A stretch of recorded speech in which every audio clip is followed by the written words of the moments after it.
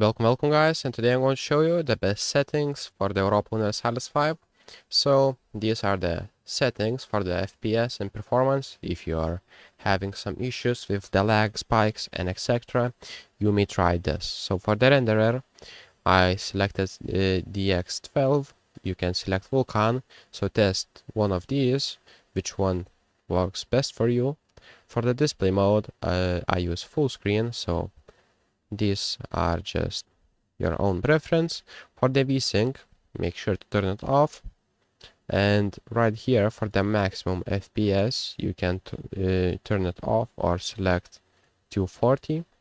For the quality preset, it is just on custom. For map objects, low, texture quality high.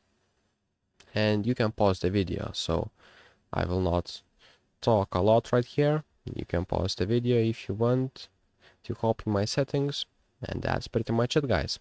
So if you want to change from Vulkan to DX12, you will need to restart your game. So select DX12, click save, and then restart the game, and you will be good to go. So if this video was helpful, please make sure to subscribe to guide to everything, comment down below for the algorithm, and see you in the next one.